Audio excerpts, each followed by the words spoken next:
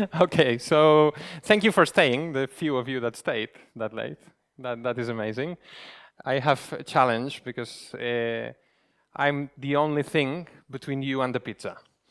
So the longer this session will take, the farther the pizza will be from you. So it's challenging. When I will ask, do you have questions? Yeah, exactly. So if you don't have any question, we can eat the pizza right away. No, actually, it's not here. So please come up with questions. Uh, Actually, this is an experiment because I was thinking what I should talk about, and this is my first talk here in Poland, actually. So I'm super proud to be here. I should have started with Dzień dobry. Fair enough? Okay. Yeah, please don't make me pronounce random Polish names, or this talk will be even funnier. So I collected some of the questions online from you, and then I created a presentation based on these questions, but I would actually love to skip the questions and answer your questions. So feel free to stop me. I will keep the lights on because I don't care about the slides. So feel free to stop me. I would love if we can have a chat instead, and we are not a lot of people, so we can do it. The questions, just in case you are interested, there were questions about me, how a day looks like for me, what is it like for me to be the head of product here at Docplanner, if I have time to help the product managers or not. Then there were questions about investors.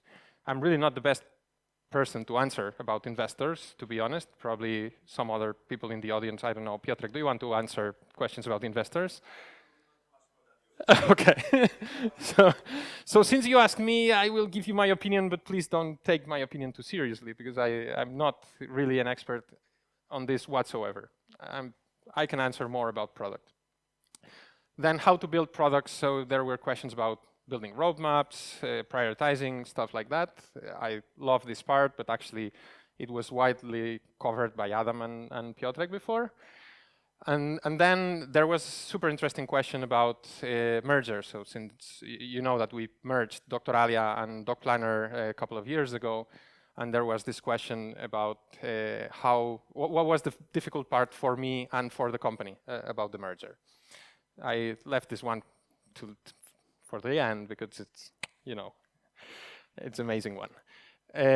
So do you want me to go over them, or does anyone have a more interesting question than that? And we can just skip. No? Please make questions at the end. You will make me feel better. So just saying. Think about questions. About me, so actually, probably some of the people asking questions were actually trolling me, because, which is normal. This happens in this company a lot. One of the questions was, what is your spiritual animal? Is the author in the audience? Because was it you? Okay, you're fired. Then next question. So I decided, this is a question that we started asking in interviews to the poor candidates that come. So be prepared if you want to apply, we're recruiting. And I didn't know how to answer this question, so I asked my team one day that we were drinking caipirinhas in Barcelona, actually. And the fucking guy that asked the question was there, so thank you about that, Piotrek. And I didn't know how to answer this question, so I asked them, what animal do you think I am? And they came up with this shit. I never saw Shrek, so I asked the HR people, no, sorry, people experience people here, do you think this was a compliment, or is it, will I embarrass myself if I start with that or not? And they said, something like that. So I decided to put it anyway. The explanation I can remember, because parts of that night I don't remember, was that this guy sets the direction. He's like super pushy. It's like, are we there? Are we there? Are we there? Are we there? And now, are we there? I never saw the movie, so I'm just inventing. And he's a little bit foolish, and he dances and sings when he's not supposed to. So I felt really identified with him. I don't know. Do you remember anything else about this guy? The what? Oh fuck! I thought I couldn't fall lower, but it could be actually worse. The eyebrows? So, what's wrong with this? Very strong eyebrows. So, hi, this is Gabri. I have very strong eyebrows and many other stuff. Uh, okay, so my role, I really loved Adam's presentation when he said that the product manager is probably the least skilled person in the team. So I thought, oh, this actually applies to me. I'm probably the least skilled guy in the product management team. So my role is actually quite similar, I would say, or at least this is how I like to think about it, to the product manager role for the team. So I try to set the direction. I try to be inspiring. You should not ask me. You should ask the guys if I succeed or not. And then I try to help them along the way and challenge everything. And as Piotr said, ask what's the potential, or no, I don't believe that. No, I don't trust this data, right? This sounds like me as well. So more or less, be with them, challenge some of their assumptions, try to come up with simpler ways of testing things. So my obsession is learning about the customers, learning about the market, try to understand what problems can we solve as fast as we can. And most of the time, can't we do it simpler? Can we do it faster? Can we do it in a more dirty and quick way? So this is kind of my role. I believe, and this you should ask to my team as well, that I spend most of my time with the team, not with investors or stuff like that. There was a question, do you have time to, I have the questions somewhere, not to invent them. Do you have time? Sorry about that. Because it was interesting, some part of the question.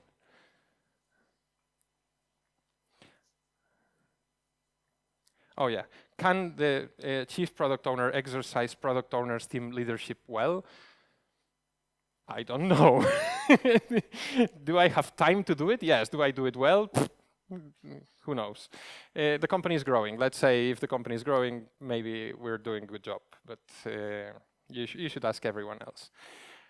So I believe I do have time. I spend at least 1 day per week, whole day reviewing everyone's work and working with them. So this is I would say most of my time. And then of course talking with the rest of the people in the company, the rest of the departments, the country managers, and everyone else. But I do spend most of my time with the team.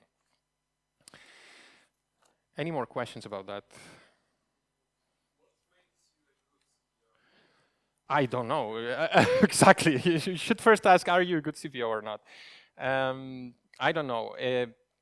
My belief is if you have good product, so I should give as much autonomy to the product managers as I can, because you can either be Steve Jobs and have the answers to every question, or you can be me and know nothing about anything, and then you need very good people around you. And if you have very good people around you, you should help them, challenge them from time to time, and most of the time get out of their way, let them do their job. So I believe if you want to scale, and it depends of the scale of the company. So if you are 2-3 people, you can probably micromanage them and it will be effective. But if you want to, we are now 1,100 employees. Probably this is not true anymore, because probably we hired 50 people today. So with this huge scale, you have to delegate everything. And I have questions about culture, and I will answer a couple more afterwards. But I would say make sure that everyone is listening to the market, make sure that you're iterating fast, make sure everyone has the space to do their job properly. Did I somehow answer? Somehow. I told you I'm not very good, so okay, it was an answer. Anymore, I'm not talking more about me unless you ask, so I had enough with the Shrek thing.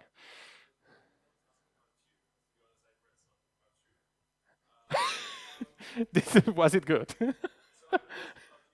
Okay.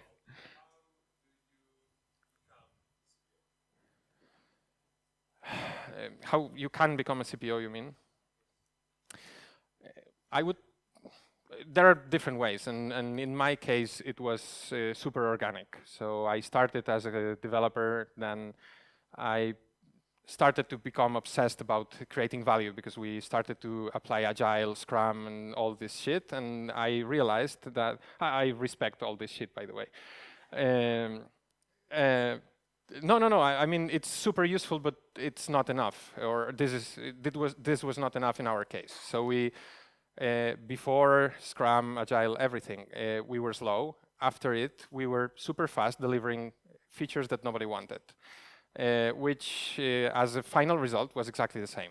So I started to become obsessed about how can we change things, and I heard this conversation between developers and product managers in my former company that developers saying, product managers are just stupid, they don't know what they are doing, we are working in random projects that are crap. And product managers saying, oh, developers are so slow, they are crappy, and we are not succeeding because they are slow and they like to play with JavaScript frameworks and invent a new framework every day. And I thought, oh, this is so broken. There must be a better way to cooperate and collaborate. And then I started reading about Lean Startup, about testing things, and probably you heard how we work already. So we test a lot. We try to be as objective as we can when we are making decisions, both based on data or based on user and customer interviews. So this was my origin. It was super organic. I wouldn't recommend this path, to be honest. So I felt super alone. It was 2008 or 2009. We were trying to do this lean startup thing in Spain. Nobody was doing it. I felt super lost, trying to learn by myself. I started visiting different companies. I flew to San Francisco to ask them, how do you work? Am I crazy? Am I doing the right thing? Will I destroy my company or not? So I would rather recommend you to work with someone that is really good and has the experience, and you can learn from them, and then probably become one.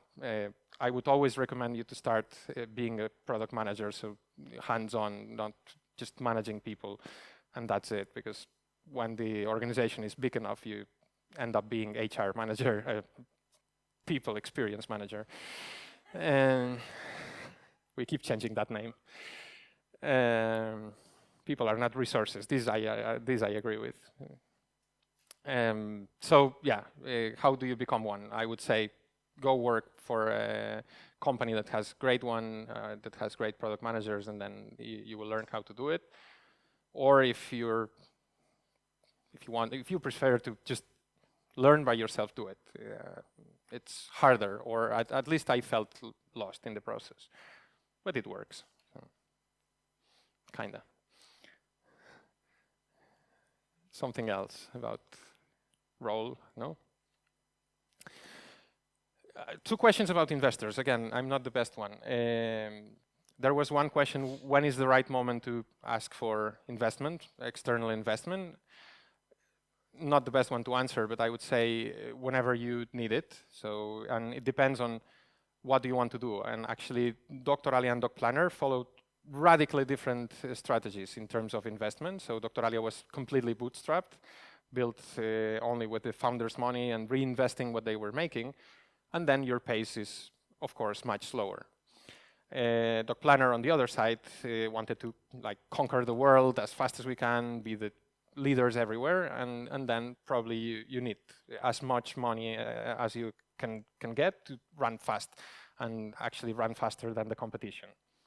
So I would say it depends. It depends on what your goals are, what your culture as a startup is, and how much money do you need. So this is the best question, best answer I can come up with. And then there was a question about picking the investors. Should I pick investors that know about the technology that I'm building, or investors that can give me contacts in the market? Again, it depends. I would say, depending on what skill set do you have on board. And here, I must say, I was surprised when I joined Docplanner, because I had been in the board of different startups, smaller ones, much smaller ones, and I saw a lot of family investments and like random people investments, and the boards were amazing, because founders had to explain everything to these guys. They didn't know shit about internet. I remember a board meeting where the two founders were two finance guys. They were pitching to the board that they wanted to recruit a CTO, and it was online business, of course. And one of the investors, oh, but it's super expensive. This guy wants to earn a lot. Yes, but we are an online business. Come on, we need someone with the skills. We are two finance guys. It's a lot of money. So please try to avoid this, because it was super painful. It was super slow. Every decision took a lot of time. So I was surprised, as I said, when I joined Docplanner, that about the quality of the board meeting. So I only attended once in the board meeting, but normally in these meetings, we have very good ideas, good challenges. They are smart. They know about the market. They have contacts. So try to pick, if you can pick, of course.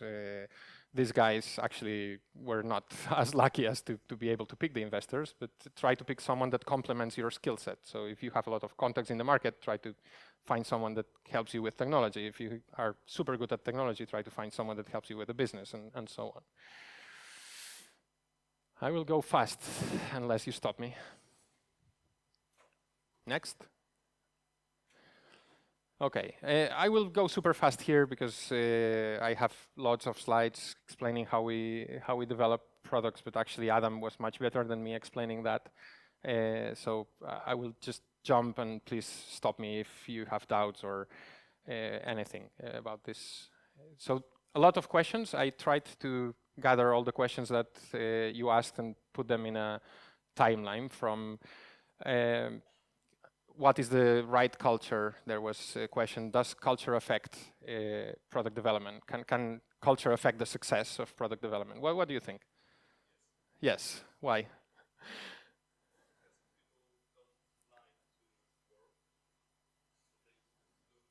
Uh-huh.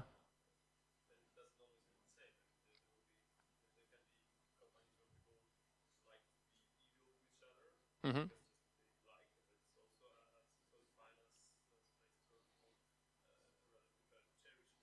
Yeah. And anyone else? What do you think? Is culture important or not? I see people nodding, but not like any opinions. No, you're shy. You are product people, right? Product people here. You shouldn't be shy.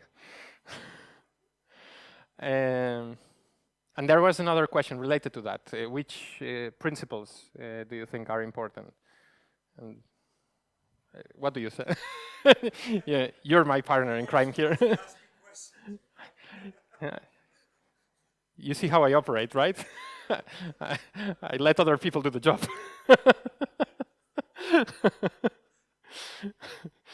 So I would say culture is very important, but it actually depends. This is my favorite answer, but it depends on what you're trying to do. If you have super clear idea what you want to build, and you just want slaves that build it, then maybe build a slavery culture, and maybe it will work. This is not how I work. This is not how I like to work, but I don't know. I saw this thing. I don't know if you saw it. I don't know if it's actually true or not. Maybe it's a hoax, but did you see that? Revolut? You know Revolut, right? So for the few of you that didn't see it, it's the CEO sending a Slack message to the whole company saying that he saw that some of the product managers are not really performing very well, and he's reminding them that if they keep not performing, they will be fired without any further notice. And that, yeah, he sees that people are underperforming, and they are not using the weekends to recover from that. So he's like amazed. And actually, what is most amazing for me about this the screenshot is this here. You cannot read it, but it's a custom emoji that they have probably at Revolut that says, "Get shit done." And he has like 27 reactions, like, "Oh yeah, get shit done." Sorry? Yeah, his status is "get shit done." Yeah, of course. So I don't know if this is true, but if this is true, then this guy proved that you can build quite toxic culture in this definition that I didn't do, and create a successful product. So I don't know. I would never recommend it. I probably would not like to work for this guy, but you know. So to this question, is culture important? I would say yes, but it's not that one culture is better than the other. Is that you should understand how you want to operate and communicate it clearly to the rest of the people. So this guy seems to have clear idea how he wants to operate, and he's good at communicating it. So good. No, of course. The crazy thing is that you operate that way, but you say, "No, I'm a super nice guy, that please do whatever, and I will be okay with it," and then fired.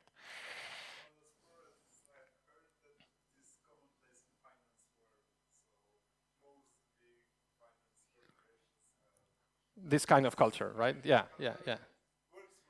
Actually, I was trying to research a little bit, like 5 minutes, if this was true or was someone inventing this. And I read exactly this, that this was quite common in the finance industry to have performance-based cultures like that, which might make sense. I don't know.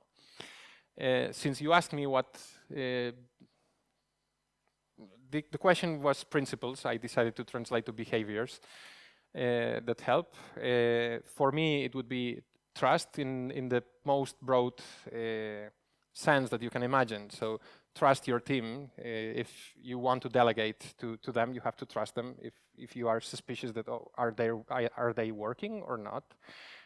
So some companies are, I don't know, do not allow working from home because maybe people will slack at home. I don't have time for that. I want to focus on more important things. Provide clear vision, and this is, for me, is paramount. That if you want to, again, you have to decide how you want to operate. If you decide, like me, that you want to operate in an environment where everyone has to make their own decisions, then there has to be the clear vision. We have to be aligned. We have to know where we are heading. Otherwise, it would be amazing. We will be super happy because we have autonomy and we can decide what we do, but it will be fucking failure because we will end up everyone doing different things. So this is super important that you have a clear vision, and it's super related to transparency. I was consulting, before I joined Docplanner, I was consulting for a couple of companies in Barcelona, actually. At my peak, I was consulting for 11 different companies at the same time. So if my head didn't explode by then, it will not explode.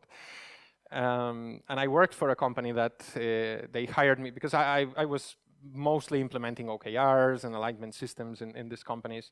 And they hired me for that. And they said, "Hey, please implement this OKR system here because we want people to be..." And they were complaining that the product managers were not senior enough and they were not making good decisions. They don't know about the business. They were complaining a lot about the product managers. Okay, maybe you didn't hire the good people. And then I started working with them, and I told them, okay, so we have to set the set of clear long-term goals, communicate it to the team, and then explain what is the company strategy, what are the bets that will take us there. And they say, "Oh, no, we cannot do that." Why not? Oh, because this is secret. So what do you mean? No, this is secret. Imagine that some of the employees will leave the company and go to the competitor and tell them our strategy. I said, okay. Imagine they don't leave, they stay here, they don't know what the fuck they are doing, and they keep doing shit for you. Isn't it more scary? It wasn't. So, yeah. Transparency is key. So if you want to pick this model that we picked here at Docplanner, and you are not willing to embrace this transparency, then forget about it. Go to some other model. Please impose whatever you want to do to the teams and search for people that will be okay with it. Another super important one is accepting failure. And it doesn't mean we should celebrate failure and be happy about failing as the Americans do. But you have to accept it. So if it's something that is not seen as something that can happen, then people will be afraid. So one of the key factors here, and I believe Adam and Piotr were talking about the process that we follow to set the goals. Each team sets their own goals. So if failure is not accepted, then what's going to happen? Will they be ambitious or will they be conservative? And what do you want? Do you want conservative people in your company or do you want ambitious people in your company? So you have to pick. There's no right answer, but you have to pick. So accepting failure for me is super important, and telling people that it's okay to fail, maybe with some conditions. So you shouldn't be failing in the same fucking way every time. So if you're not learning about your failure, then probably you're not doing a good job.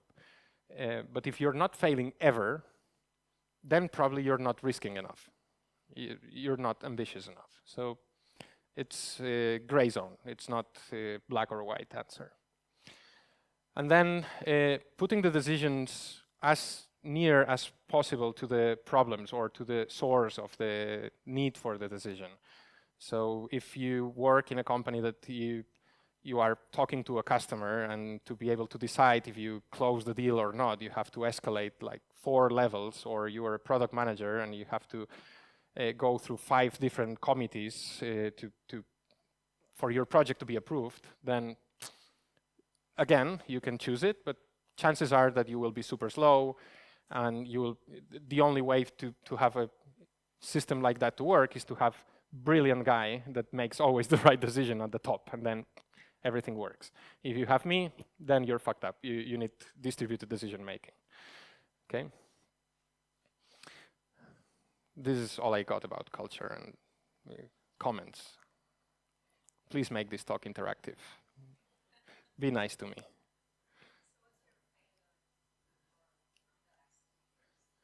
My personal failure? In a job here. I can remember a lot of them, but actually there is one specific stupid decision I made, or stupid position I had like 4 years ago, and it was Piotr and me not agreeing, and he was right and I was wrong, about bundling marketplace and SaaS. You remember that conversation. So Piotr was saying, no, we should sell this as a bundle, and doctors will buy both, acquiring new patients on the marketplace and then some software to manage the practice. And I was saying, no, we can sell SaaS separately, it will be amazing, they will love it, and then we can upsell the marketplace, and I was fucking wrong. So the market proved me wrong. So then we made a lot of steps in one direction, we tested, and it was wrong decision, and then we had to undo these steps.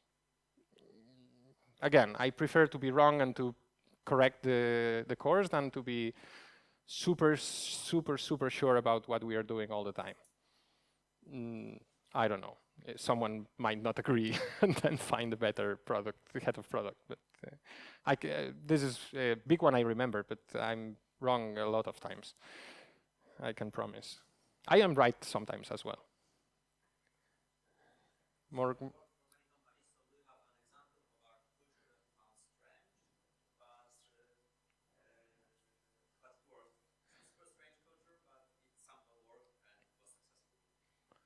Good question. I don't think so. So most of the companies, super different cultures, but I always kind of understood how they work. So never an example like Revolut, that you see super successful company and then you read this and oh, I can't understand how this works. At every company I kind of understood. With some of them I actually rejected to work with them because it was like Revolut, and I can remember one. But they were not super successful, so it's not exactly what you're asking for. But I can remember one where they hired me to, again, give autonomy to the product managers and so on and so on. And then the guy said, okay, autonomy is okay, but you know what the boss says. It's what should be done, right? In the end. And I told the guy, okay, please keep running your company. I will be somewhere else. But they were not super successful. So I would have been amazed if this guy, who was not exceptionally brilliant guy at the same time, or didn't look like one, had a super successful company, but it was not the case. So in my experience, yes. So and this is why I strive for this, because I believe this is better. But I don't know. I don't know. There are exceptions, or they seem to be exceptions. So I wouldn't dare to say this is the right one and there is a wrong one. So you told us you had a conversation with Piotr regarding bundling products. Yeah. Who in your company in terms of who in your company called the shots in terms of pricing and bundling? Oh, mostly Piotrek, actually. I would say 90% Piotrek, right?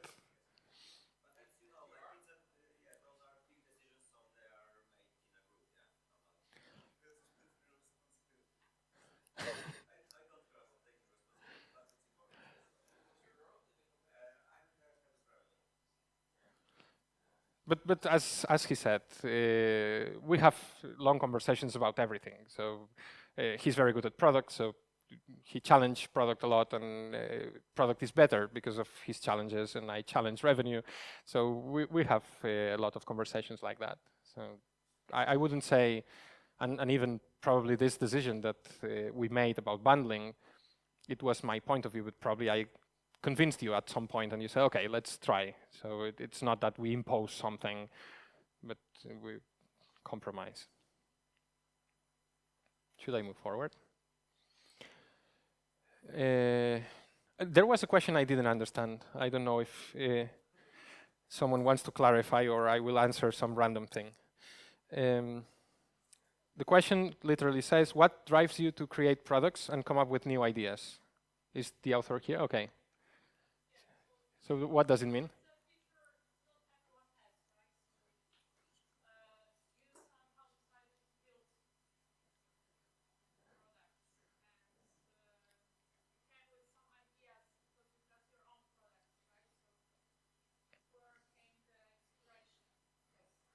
Okay, okay, good one. So for my own products, every time what happened is that I was feeling some pain myself. So I built Hoshin Plan, which is a tool to manage kind of OKRs based on Hoshin Kanri, Japanese methodology that nobody cares about created in the 1950s. Because we were trying to make this shift in my previous company, giving the autonomy to the teams and starting with the goals. And we were using Excel files back then, and they were desynchronized, and everyone had different copy of the Excel file, and it was a complete disaster, and I decided to build a tool. So in my case, my own products, it was always solving our own needs. In the case of Promoter Ninja, it's a tool to make NPS service. We were using a product at Docplanner, and we were paying, I can't remember how much, like 250 euros a month for a tool that only makes one question. Would you recommend this product to a friend? I was thinking, fuck, I can code this in a night. I'm an optimistic guy. I will code this shit, and we will remove 250 euros from Docplanner. Now, in retrospective, I don't think this was a good idea, but I did it. So I was trying to solve my own problem. And we are actually using our tool for free, so this is great. I didn't sleep a lot of nights and spent a lot of weekends on it. This is not that great, or at least my wife would not say it's great.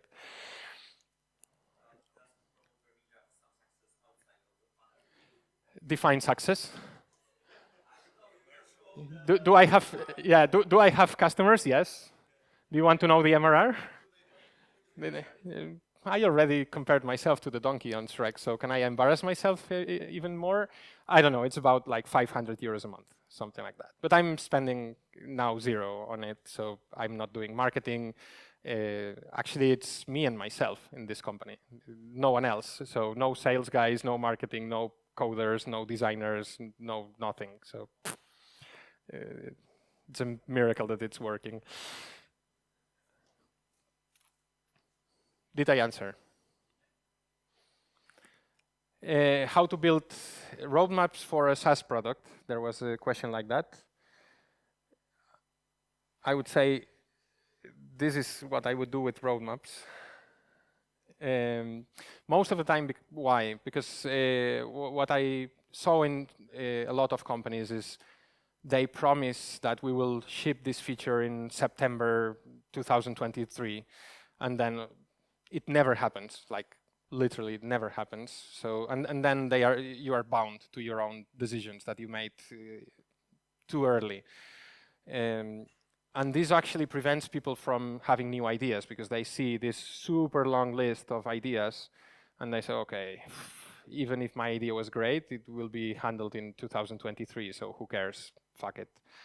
So what we do instead, and I will go extremely fast because it's repeating Adam, so I don't want to, but it's not based on the highest paid person. So this is one method of decision making. You pick the highest paid person in the room and okay, whatever you say.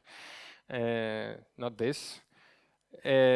Not hearing the loudest voice. So we have a lot of country managers here and they are super strong ones and they have their own opinions and they are most of the time right. And some of them scream louder than the others. This is fact. So one thing we could do is, okay, this guy screams a lot. Let's do whatever he says. This is actually not what I would recommend as well.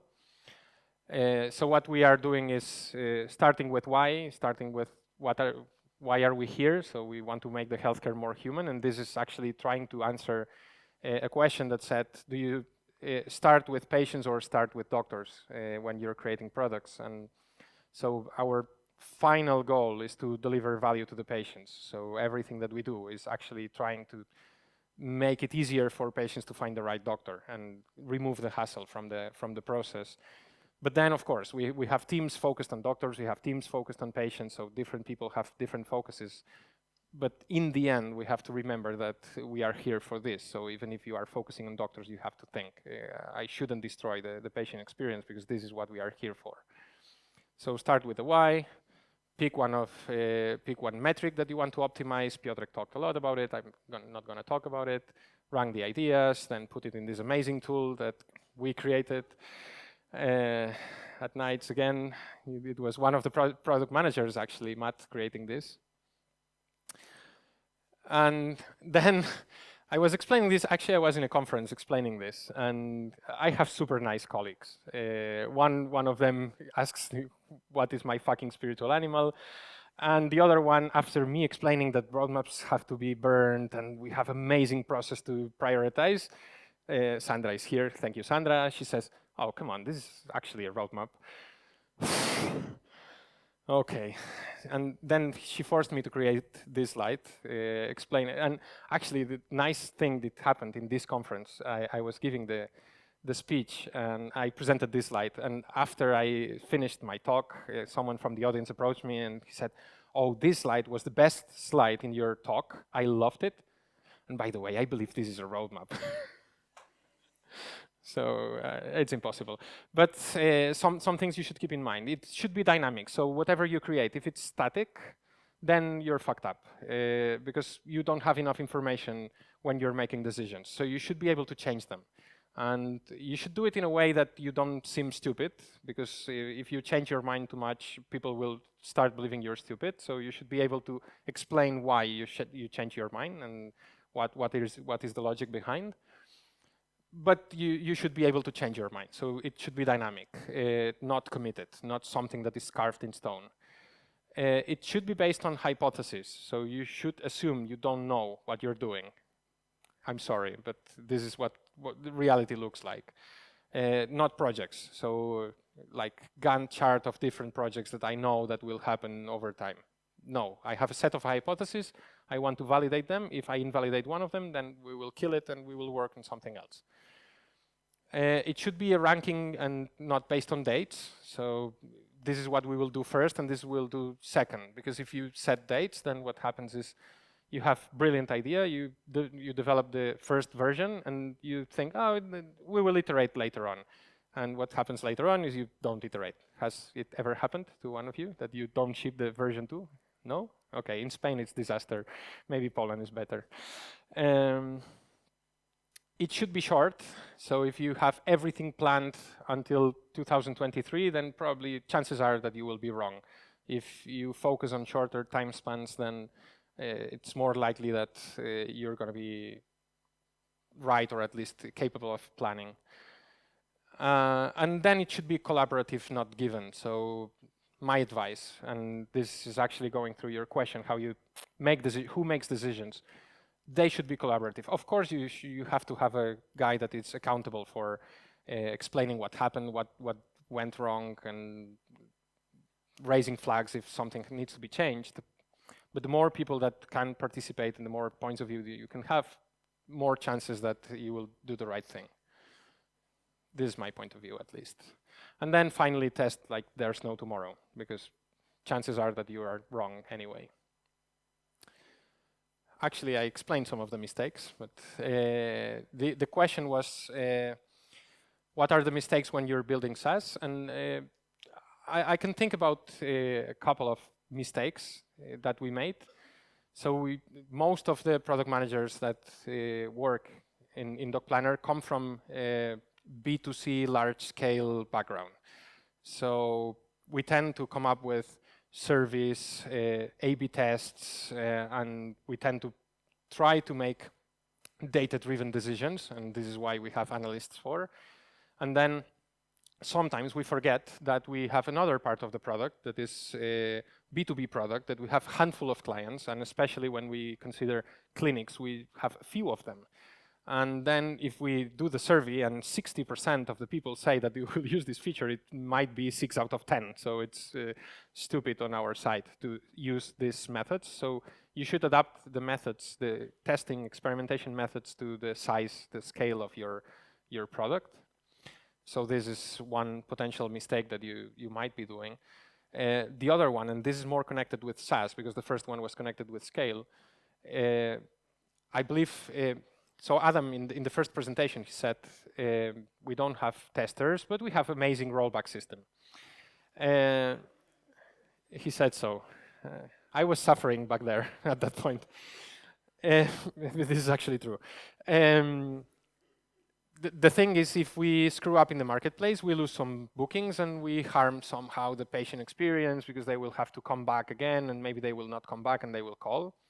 But it will not be really a disaster in the case of SaaS. So if you think that there are people that their businesses run on our software and they are using our software, probably some of them 24 hours a day because they are clinics and they have different shifts and so. If our software is down or it doesn't work, it's fucking disaster for them. So probably we're gonna be sued if we are down. So I believe at some point we forgot about this and we started applying marketplace mentality to the SaaS and we were screwing up too much there. And the same with the experiments. So if you do lots and lots and lots of experiments in the marketplace, since every day you have new users, they will not care because they will only see one of the experiments probably, or a couple of them maximum. But if you have recurrent users that use the software 8 hours a day and every day things are changing positions and you have different features, they will freak out. And especially if you have not super tech-savvy users as we have. So you have to be very careful. So you have to experiment, you have to run fast, but at the same time you don't want to freak out users. So it's delicate, I would say.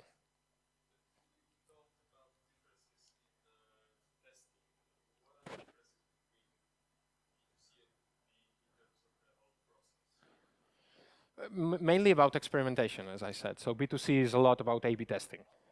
We come up with an idea and then we cannot talk to every other customer. So we talk to them every week. So we are talking to patients every week. So it doesn't mean that we use quantitative methods. It doesn't mean that we skip talking to them.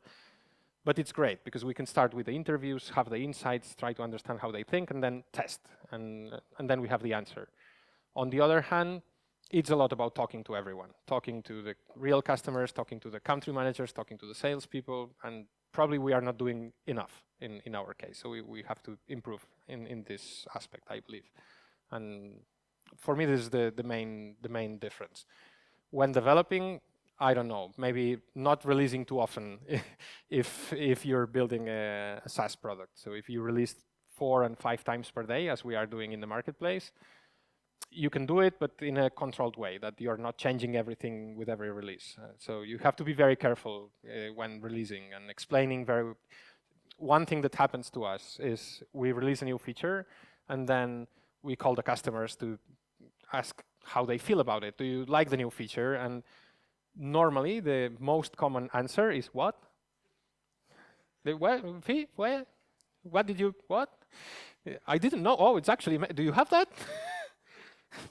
This is the most common answer. So it's super difficult to communicate to them what we are doing. So you can do amazing job, but if you're not good at communicating, then it's like you are not doing anything. More about that? No?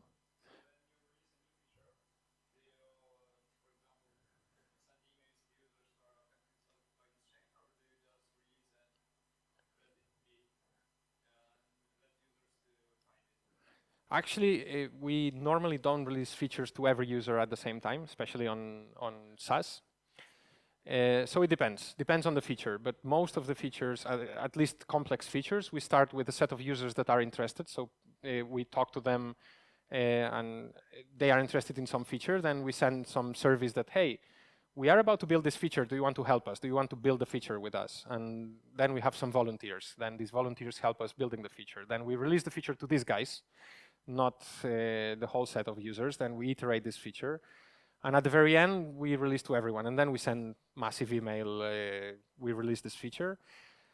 But actually then we have onboardings, we have a customer success department that is calling doctors, so we can call them and explain if they have doubts. So we have to train lots of people inside the company. So release process has become super complex in our case, because it's not only putting the release there and that's it. Most of the time you have to release and then train 400 people on how to help the doctors use this feature. So we might pick one country first and test this feature there if the processes are good, and then scale to the rest of the country. It depends on the feature. It depends on the risk this feature has. So if it's obvious that it's amazing feature for the doctors, then we are more brave. If it's something that, oh, we don't know, then we are more cautious and we do it in super iterative way or step-by-step way. Did I answer? And I promise this is the last one.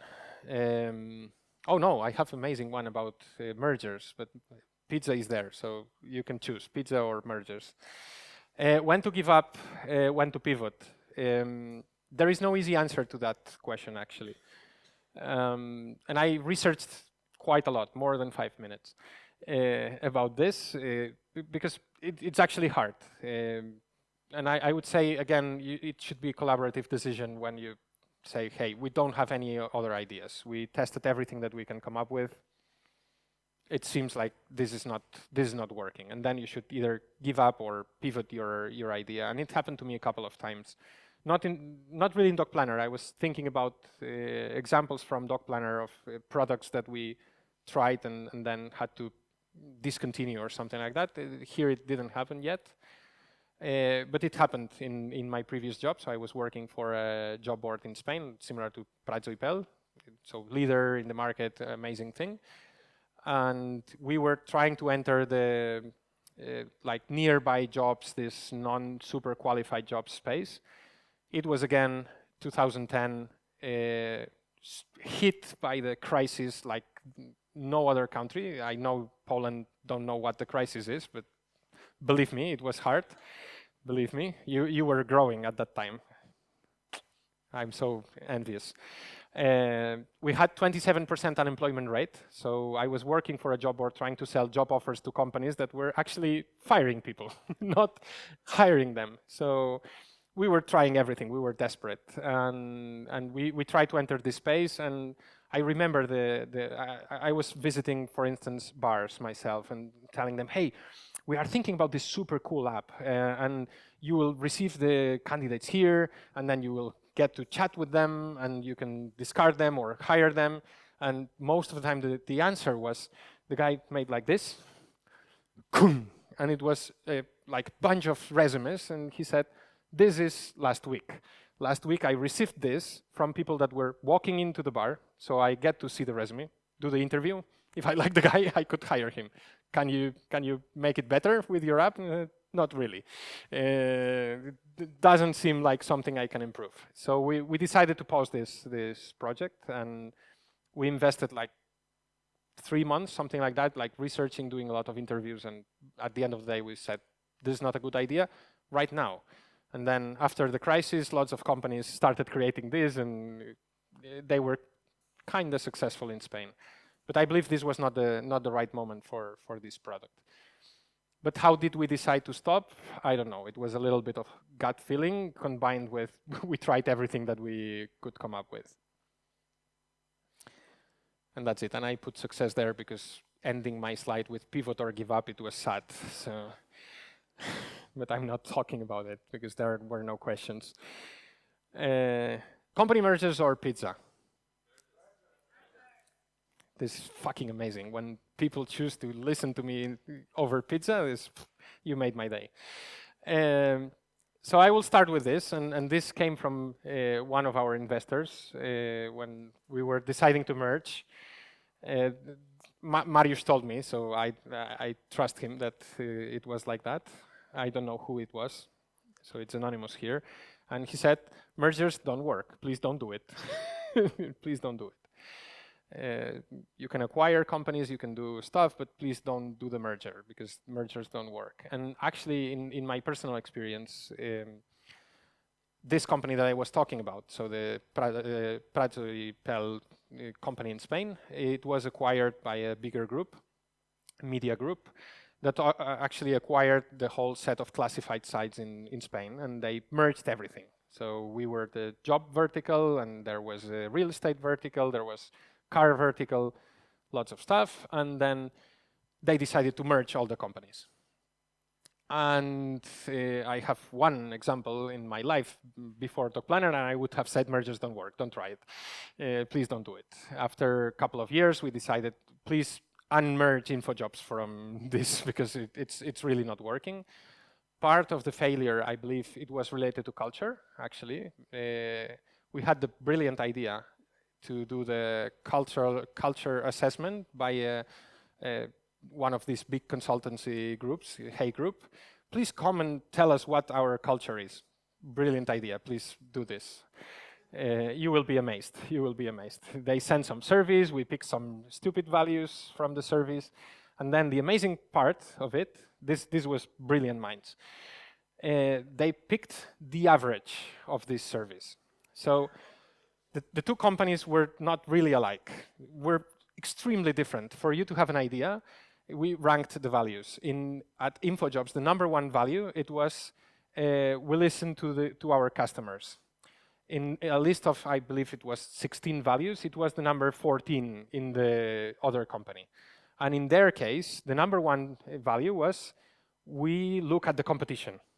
And in our case, we didn't care because we didn't have the competition. So probably it was the number 16, but nobody cared really there. So then imagine you do the average of this, so extremely different companies, and then we named the meeting rooms with these values. And you can imagine, it was super funny. People were laughing at this thing. Oh, these values.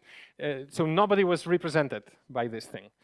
And we did this with lots of stuff. So we decided to do the average of two different cultures. And it was a disaster back then. And I remember there was a meetup in Barcelona back then when we decided to merge with Docplanner. There was a meetup about how to transform the company culture, which is actually impossible. spoiler. But how to transform the company culture.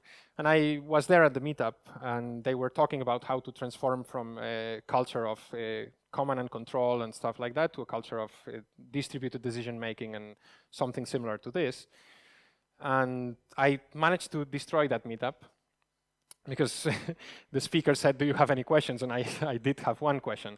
And my question was, what if I don't have a company with bad culture, but I have two companies, which was, from my point of view, the case with Dr. Ali and Docplanner, with two great cultures, amazing cultures. So two successful companies, two companies with happy people inside, but that they have some differences.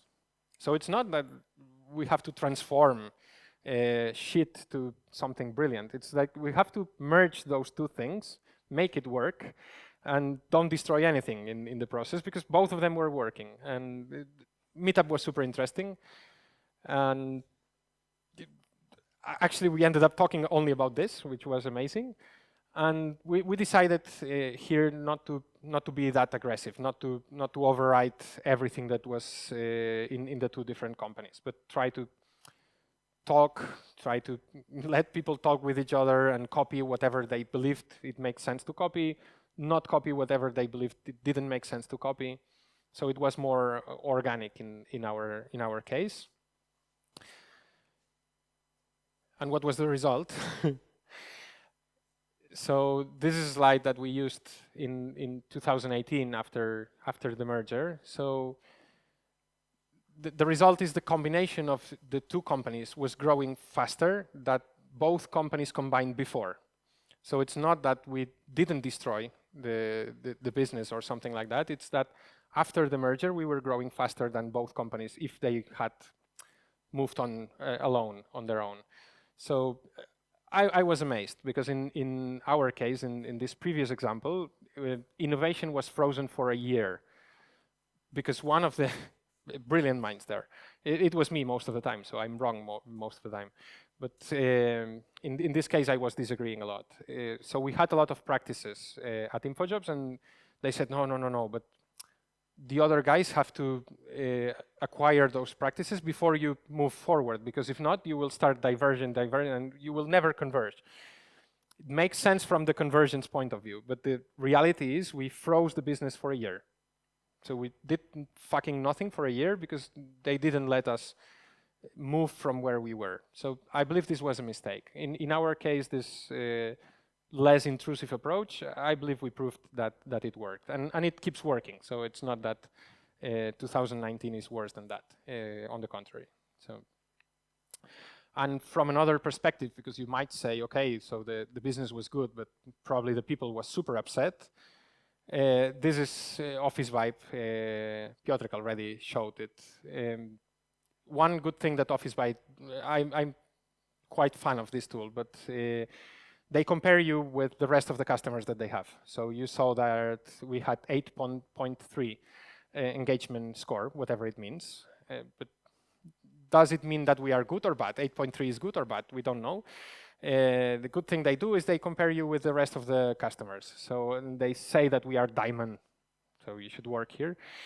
So we are in the top 20. Actually, we are in the top 16% of their customer base. So it seems like we've managed to grow the business faster, keep the majority of the people super happy. Of course, some people didn't like it and they are somewhere else, but I believe this is unavoidable.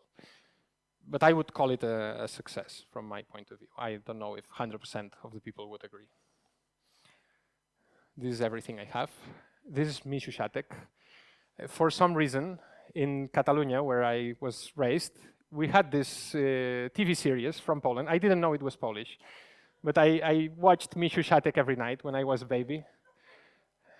I started with Shrek and I ended with Mishu Shatek. It's amazing. And I watched this series and I loved it, how sweet I am.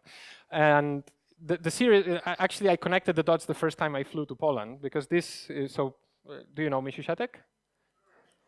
Sure. So after this, he was singing the song. I remember the song.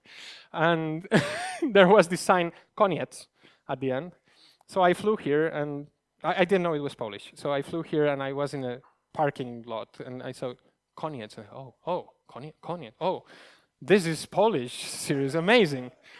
And then I started singing the fucking song to my team to discover how this was called in Polish. And probably this is why they identify me with a donkey. But anyway, koniec, thank you.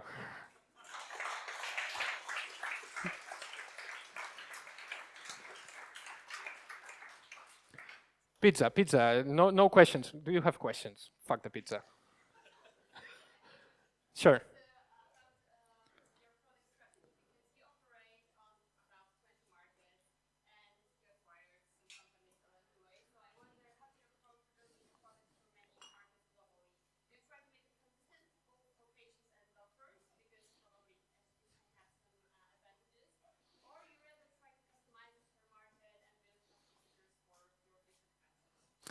In our case, we try to make it as similar as possible. So the different companies have different strategies. And actually, if you look at the healthcare market, you will see that almost every other player decided to go super deep in one market and really close that market.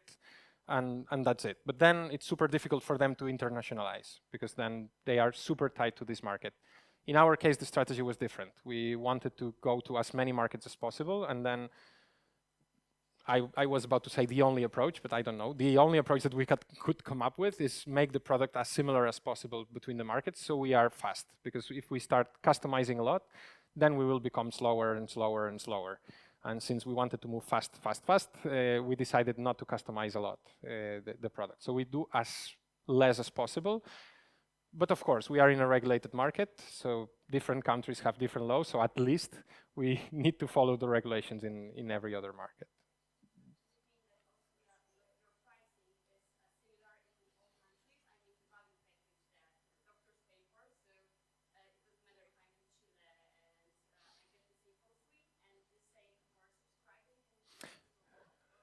So of course the amount is different. So the packaging is exactly the same, but of course the amount is different per country because the cost of living in each country is different. And we use different currencies, so it's not exactly the same. Like we deploy the same product everywhere, but the packages are the same in the different markets. Small differences that I will not go into, but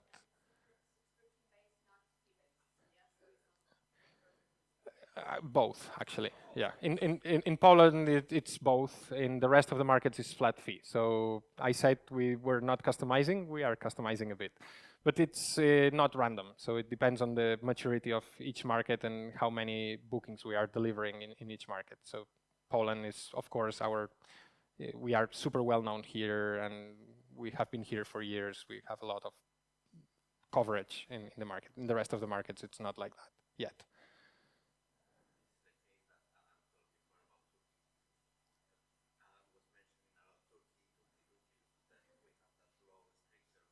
No, of course. Regulations in Turkey are different. Or special, Adam said, right? I was suffering in that moment too. More questions. And remember, whoever makes a question is preventing the rest from eating pizza. Be brave. Ask a question. No?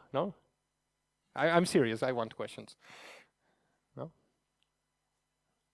Front row? No? You said you would put me in a difficult situation.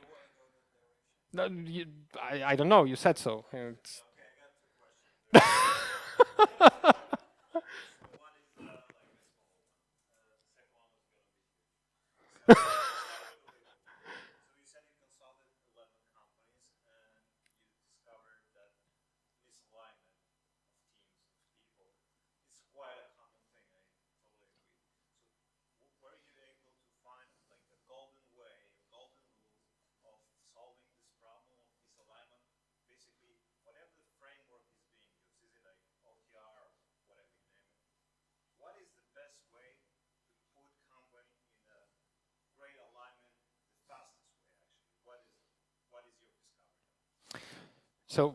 So no, I didn't find the golden rule.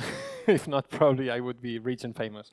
But there is, at least from my experience, one key factor that is are they really convinced about it or not? And who is the guy that is hiring you? So sometimes the head of product was hiring me because the head of product wanted to put this culture in the company.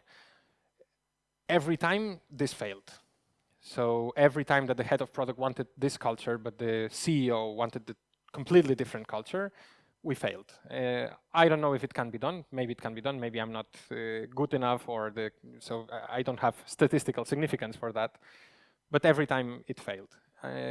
Every time that the CEO was really convinced that he wanted to change, that he wanted to change the ways, then it was a success. And it was, for Dr. Alia was an example. So I started consulting at Dr. Alia, and Albert, the founder, was really convinced that the ways of doing that they were had been using up until then were okay, and we should be grateful because they brought the company where it was, but they need to be changed from now on because they didn't scale. And it was amazing because he was super convinced, so we moved super fast and we changed everything, and some people were upset, and we managed to lose some of them and convince the rest. When the top management, the CEO is not convinced, then you're fucked up.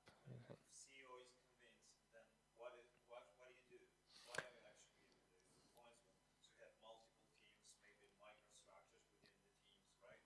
So getting into some common alignment is tough to go. As a consultant, I was starting with workshops with the top management, trying to understand the business. We created Lean Canvas because by chance I worked with a guy that created this, but you can use whatever you like. So some tool to map the whole business. And this created amazing situations because you start with the top management saying, do you have common vision of the business? They say yes, and then every guy has their own vision. So you create this, then you set up the long-term goals for the company. So what is your vision for how do you picture this company in 5 years, something like that. So it's not a roadmap, it's not a list of projects, but the vision of success. And then try to come up with the different bets or hypotheses that like the company level hypotheses that we have that we believe will lead us there. And from there, then start assigning this to teams. And whenever you have a team that it's not connected to any of this, start asking the question, is this team really necessary? Or they should be doing something else. So this was the process. So of course, if they were not super convinced, it doesn't work because it breaks a lot of things in the process. Do you want to do another question during the pizza? Oh, it's up to you. So you will have to deal with them afterwards. I'm just answering. During the pizza. Okay, okay. No, it's fine for me as well. Okay. Anyone else? No pineapple on pizza, I will say. Oh. Okay, so thank you. Let's eat pizza.